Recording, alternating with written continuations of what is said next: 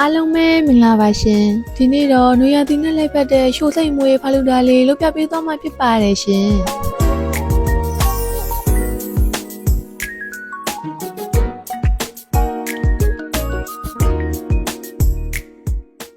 အရင်ဆုံးဖာလူတာထဲထည့်ဖို့အတွက်ကြော်ကြော်လေးကျိုးလိုက်ပါမယ်ရှင်အိုးလေးကိုကြော်ကြော်မုံထမင်းစားသွန်းတစ်စွန်းနဲ့တကြားထမင်းစားသွန်းသုံးစွန်းထည့်ပြီးမှုတ်ပေးလိုက်ပါမယ်ပြီးရင်ရေ900မီလီလီတာထည့်လိုက်ပါမယ်ရှင်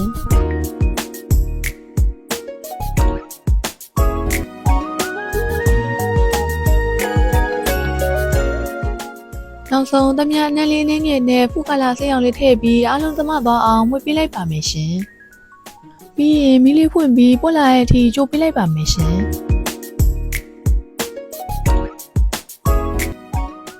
ကျိုးလာလိုက်တာခုလိုပုတ်ပွက်ဆူလာရေးဆိုရင်အေးခံမဲ့ဘန်းထဲကိုလောင်းထည့်ပြီးအေးခံထားပေးလိုက်ပါမယ်ရှင်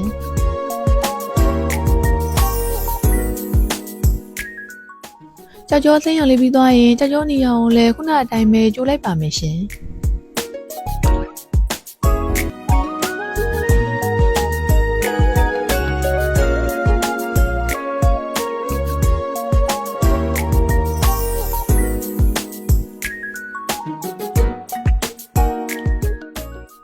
ကြော်ကြော်လေးပြီးသွားရင်တောက်ကူကျိုးဖို့အတွက်အိုးလေးကိုရေထည့်ပြီးပုတ်ပွက်ဆူလာတဲ့အထိတက်ထားပေးလိုက်ပါမယ်ရှင်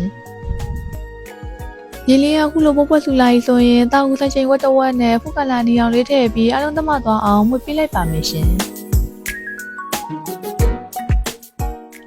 ထည့်ထားလိုက်တာတောက်ကူလေးကခုလိုမျက်ဆက်ပြောက်လို့နီးပါဖြစ်ပြီဆိုရင်မိပိတ်ပြီးဖုံးလေးအုပ်ပြီးမိနစ်20လောက်နှက်ထားပေးလိုက်ပါမယ်ရှင်နှက်ထားလိုက်တာတောက်ကူလေးရမျက်ဆက်ပြောက်ပြီဆိုရင်ရေဆေးပြီးတော့စကားလေးနဲ့စစ်ထားပေးလိုက်ပါမယ်ရှင်ဖာလူတာရေလုပ်ဖို့အတွက်အိုးလေးကိုနောက်1လီတာထည့်လိုက်ပါမယ်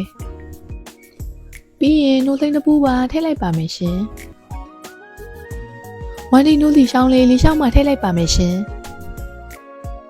ရတာအတွက်တကြားထမင်းစားသုံးချက်စုံနဲ့စားနေငယ်ထည့်လိုက်ပါမယ်ရှင်နောက်ဆုံးနှလေးမွေးသွားအောင်နှီးစီနှလေးထည့်ပြီးမှုတ်ပေးပြီးသွားပြီဆိုရင်ပွက်လာတဲ့အထိကြိုးပေးလိုက်ပါမယ်ရှင်ထည့်ထားလိုက်တာအခုလိုပွက်လာပြီဆိုရင်ဖာလူတာရေလေးရသွားပါရဲ့ရှင်ပွဲပြင်ဖို့အတွက်ခွက်ထဲကိုကြော်ကြော်လေးထည့်လိုက်ပါမယ်ရှင်လမ်းကြော်ကြော်လေးကိုအတုံးလေးရောအမြင့်လေးရောလှုပ်ထားလိုက်ပါရဲ့ရှင်ပြီးရင်ရေစိမ်ထားတဲ့ပြင်ပွားလေးပါထည့်လိုက်ပါမယ်ဖာလူတာရဲ့မပါမဖြစ်ပူတင်းလေးပါထည့်လိုက်ပါမယ်ရှင်ရေစစ်ထားတဲ့တောက်ကူလေးပါထည့်လိုက်ပါမယ်ခုနကရတာဆက်ထားတဲ့ဖာလူတာရေလေးထည့်လိုက်ပါမယ်ရှင်